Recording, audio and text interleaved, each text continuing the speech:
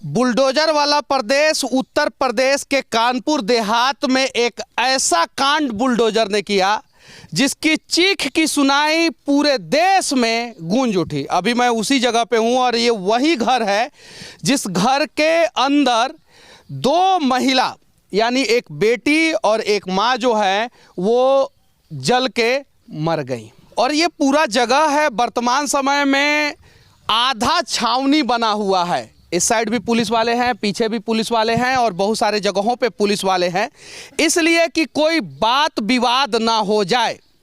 जो काम वर्तमान समय में हो रहा है वही काम अगर पहले हुआ होता तो शायद जो है ये टेप यहाँ पे नहीं सटा होता। जेसीबी आता है उस रास्ते से और इस घर में आग लगी होती है, घर को गिरा देता है और घर के अंदर दो लोग जल के राख हो जाते हैं। सच्चाई यही है। लेकिन उसके पहले भी 14 जनवरी को जो है ये घर तोड़ा गया।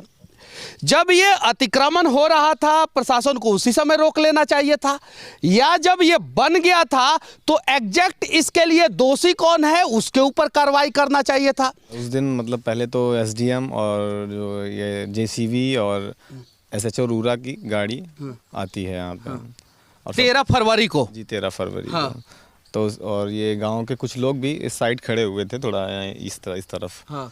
और ये लोग क्या करते हैं, पहले तो हमारा नल लगा हुआ है, नल को तोड़ देते हैं। उसके बाद मतलब उसके बाद मंदिर को तोड़ते हैं। और यहाँ पे आते हैं इस तरफ तो जेसीबी से थोड़ा सा ये बंगले को तोड़ देते हैं। पे जी किनारे से बंगले को थोड़ा तोड़ते हैं और वैसी जैसी बैग चली जाती है।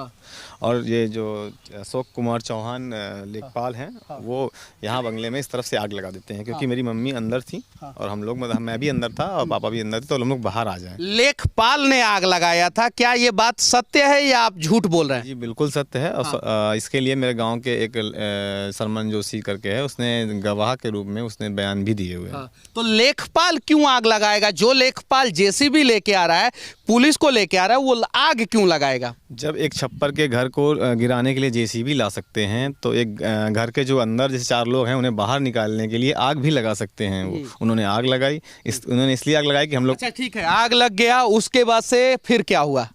आग लगने के बाद जेसीबी से हम जो ये बंगले को गिरा देते हैं, जिसमें मेरी माँ और बहन दब के अपने प्राण त्याग देते हैं। और उन्हें बचाने का प्रयास हमारे पिताजी और हम लोग करते हैं, जिसमें पिताजी को गंभीर। गांव वाले नहीं आए बचाने के लिए? नहीं, गांव का कोई भी आदमी नहीं आता है जब तक उसके बाद ये पुलिस के जो और ये एसडीएम सारे यहाँ से भाग जाते हैं, उसके बाद गांव के कुछ लोग यहाँ आते हैं।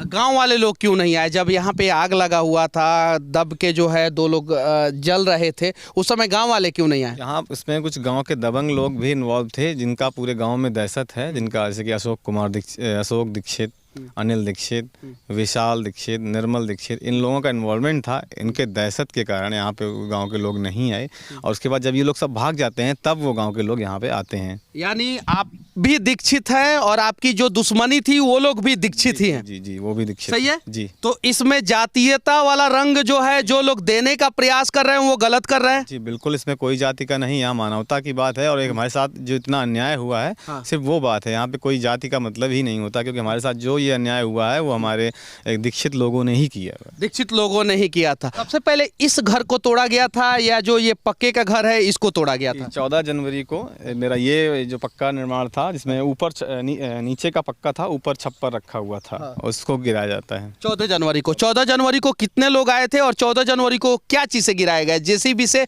या किसी और चीज से? जी जेसीबी से गिराया जाता है। और इसमें मतलब एसएचओ रूरा और यही 10 से 15 पुलिस के जो लोग थे और लेखपाल और 3 लेखपाल और 1 कानूनगो आते हैं। जी बस उतने लोग आके यहाँ पे इसको गिरा देते हैं। उसके बाद से 14 जनवरी को जब आपका ये घर गिरा दिया गया तो फिर आप लोग कहाँ गए थे? जी इसके बाद हम लोग 14 ही जनवरी को यही 5 के 6 के आसपास डीएम ऑफिस चले जाते हैं अपने मतलब बात को रखने के लिए, हमें न्याय दीजिए, और उसके लिए जाते हैं। तो क्या डीएम साहब ने आपके साथ न्याय किया? नहीं नहीं, वो तो मुझसे मिली ही नहीं। वहाँ पे एडीएम थे और एसडीएम थे, और एडीएम ने तो मुझसे इतनी बदसलूकी की कि उन्होंने मेरे कपड़े तक उतरवा दिए थे। कपड़े आपके क्यों उतरवा दिए गए थे? कपड़े इसलिए कि वहाँ पे हम 14 जनवरी काफ़ी सर्दी का दिन था, मतलब रात थी, और रात में मतलब सर्दी लगेगी, इसलिए हम लोग वहाँ से चले जाएंगे, और इसीलिए उन्होंने मेरे कपड़े उतरवा दिए थे। इसलिए आपके कपड़े उतरवा दिए। 14 जनवरी को जो है आपका ये घर गिरा दिया गया, उसके बाद से 13 फरवरी को जो है उसमें आग लगाया गया और जेसीबी से गिराया गया। जी जी जी, उसके बाद 13 फरवरी को वो गिराया, मतलब उसमें पहले आग लगाते हैं, उसके अच्छा, बाद कितने बजे वो आग लगाया गया था? जी 3 बजे के आसपास। 3 बजे के आसपास। और उसके बाद से प्रशासन मदद करने के लिए कितने बजे आई? जी, प्रशासन ऐसे ही 4:30 के आसपास आता है यहाँ पे। 4:30 बजे के आसपास, मतलब 1.5 घंटे बाद। जी, 1.5 घंटे। अच्छा, यहाँ से थाना की दूरी कितनी है? थाना की 8 से 9 किलोमीटर होगी। 8 से 9 किलोमीटर की होगी। तो यहाँ से किसी ने फ़ोन किया होगा? जी जी जी, कुछ लोगों ने, गांव के ही लोगों ने एम्बुलेंस या 112 पे कॉल किया हुआ था। हाँ, तो एम्बुलेंस आया कि नहीं आया? 112 आया कि नहीं आया? 112 तो नहीं, लेकिन पुलिस के कुछ अधिकारी लोग आए हुए थे, क्योंकि पहले यहाँ मीडिया आ चुकी थी, मीडिया ने ही सारे, मीडिया के चक्कर में सारे प्रशासन आए हुए थे। सारे प्रशासन के लोग आए थे। और ये वही जगह है, जरा सोचिए, कहीं नहीं तो कहीं अगर ये लोग गलत हैं तो अब इनका जो ये झोपड़ी है वो भी हटना चाहिए। और अगर ये लोग गलत नहीं है, निर्दोष है, और निर्दोष 2 लोग जल के खाक हो गए, तो इन लोगों को मुआवजा मिलना चाहिए। लेकिन जान की कीमत कितनी होती है वो भी हम लोग इनसे जानने का प्रयास करेंगे। सरकार के द्वारा कोई मुआवजा मिला कि नहीं मिला? जी, अभी तक तो कोई मुआवजा नहीं, लेकिन वो उन्होंने कमिश्नर सर ने 5-5 लाख रुपए की हम दोनों भाइयों को चेक दी हुई थी। जरा सोचिए, जब ये लोग गलत है तो कमिश्नर सर ने 5-5 लाख रुपया का चेक क्यों दिया? गलत आदमी को चेक नहीं देना चाहिए। और अगर 5-5 लाख रुपया का चेक इन लोगों को मिला तो क्या एक जान की कीमत जो है वो 5 लाख रुपया है, क्योंकि 2 लोगों की मौत हुई थी। जी जी। अच्छा, आपके ऊपर भू माफिया का भी केस हुआ है, तो आप क्या भू माफिया हैं? जी, हमारे पास 2 बीघे के आसपास खेती है। हम भूमाफिया क्या, मतलब अब हम बता नहीं सकते हैं। अब लोगों ने, या वो जो जहाँ मैं डीएम आवास पे, सिर्फ 2 बीघा जमीन है? जी जी, 2 बीघे के आसपास, थोड़ा सा मतलब 3 से कम होगी, और 2 बीघे के थोड़ा सा ज़्यादा। ये बताइए, ये जमीन का कोई कागज है आपके पास? जी नहीं, इस ज़मीन का तो कोई कागज़ मेरे पास नहीं है, क्योंकि यहाँ पे हमारे जो पुरखों से हमारे पेड़ वेड़ थे, और हम यही रहने का, गांव में जो रहने के कागज़ का शायद यहाँ किसी के पास नहीं होते हैं। हाँ।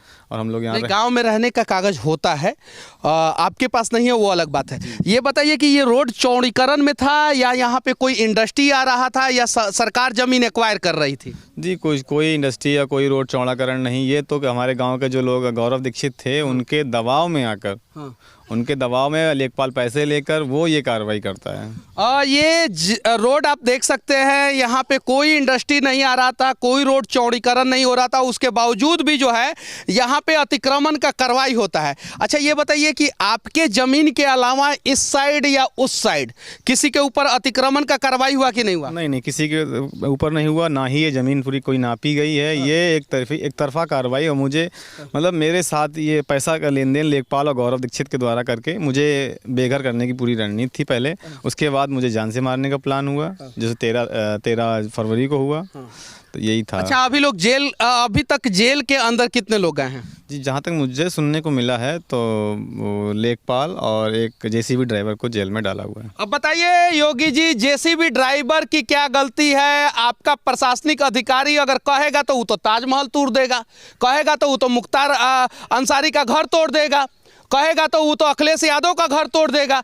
एक तरफ से आपके प्रशासनिक अधिकारी कहते हैं कि चलो बुलडोजर चलाओ, और दूसरे तरफ से जो बुलडोजर चलाता है वहीं सलाखों के पीछे चला जाता है। कोई दूसरा जेसीबी लेके आया रहता, दूसरा ड्राइवर आया रहता, कानपुर से आया रहता या लखनऊ से आया रहता, तो क्या वो सरकारी आदेश का पालन नहीं करता? जी जी, बिल्कुल वो तो करता ही, क्योंकि वो तो मजबूर है, जो उसे कहा जाएगा वही करेगा। हाँ।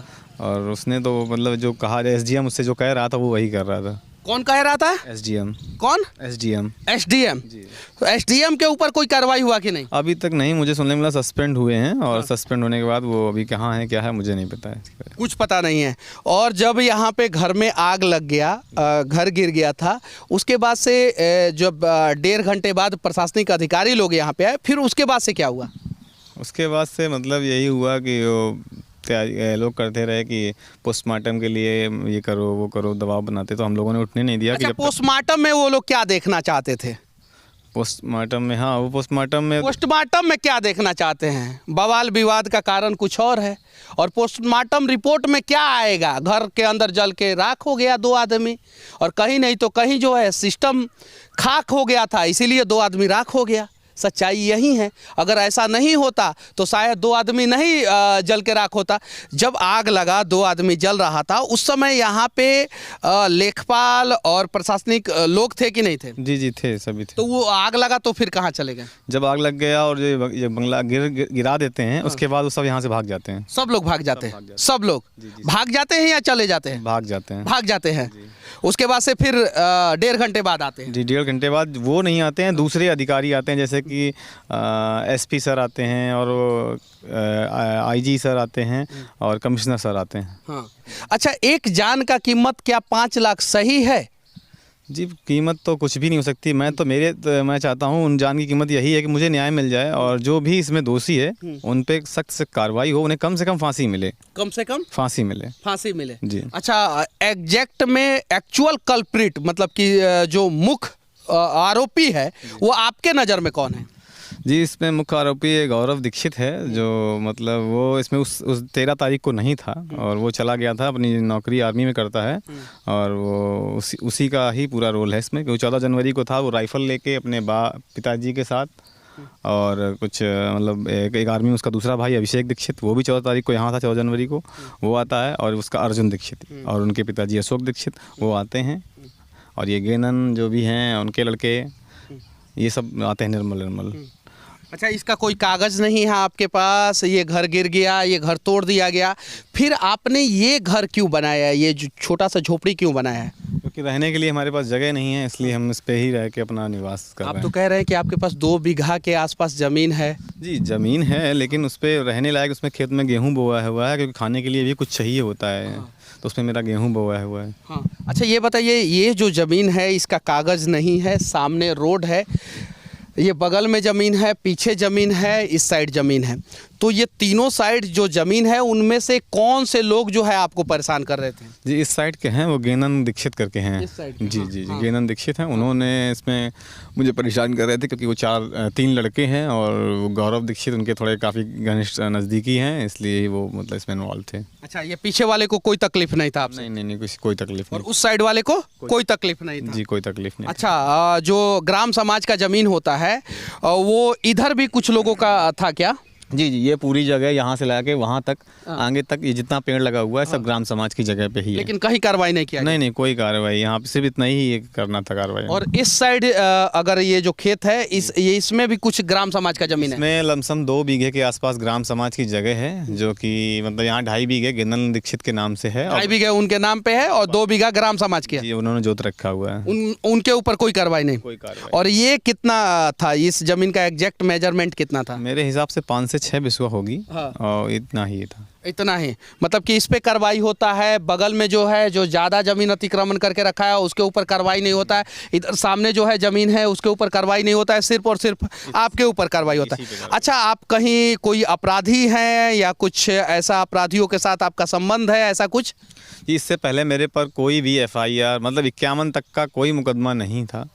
अब किससे आपको उम्मीद है, कौन आपको इंसाफ दिलाएगा? जी, मैं तो CM सर से ही उम्मीद कर रहा हूँ, कि CM जी ने, मतलब माननीय डिप्टी CM जी ने आश्वासन दिया है कि CM सर से मुलाकात भी कराएंगे, और वही मुझे न्याय दिलाएंगे। तो क्या लगता है कि बुलडोज़र वाले बाबा, जिनको योगी जी को कहा जाता है, उन्हीं का बुलडोज़र ने आपके घर को गिराया है, और वो आपसे मिलने के लिए समय देंगे? जी, उन्होंने बोला है, शायद देंगे, समय देंगे। हाँ। जी, चलिए, ये है एक अधूरी कहानी जो आप लोगों ने देखा। पूरी तब होगी जब प्रशासनिक अधिकारी जो है इस पे अपना पूरा बयान जो है स्पष्ट करेंगे। सच्चाई ये है कि इसके अंदर कुछ लोग थे, बुलडोज़र आता है, घर को गिरा देता है, उसके पहले जो है इस घर में आग लगी हुई होती है, और इसमें 2 लोग जो है जल के मर जाते हैं और बाकी जो लोग थे वो जो है, इनके पिताजी अभी अस्पताल में है और इनका भी जैकेट जला हुआ था, लेकिन उसके पहले जो है इस घर को तोड़ा जाता है। बाकी उत्तर प्रदेश की इस घटना के बारे में आप लोग क्या सोचते हैं? इस पीड़ित परिवार को इंसाफ मिलना चाहिए कि नहीं मिलना चाहिए? आखिर इस पीड़ित परिवार को इंसाफ कौन दिलाएगा? और ये जला हुआ राख के लिए आखिर दोषी कौन है और उन दोषियों पर कार्रवाई होगा कि नहीं होगा? अपना राय कमेंट बॉक्स में स्वतंत्र तरीके से ज़रूर रखना। जय हिंद।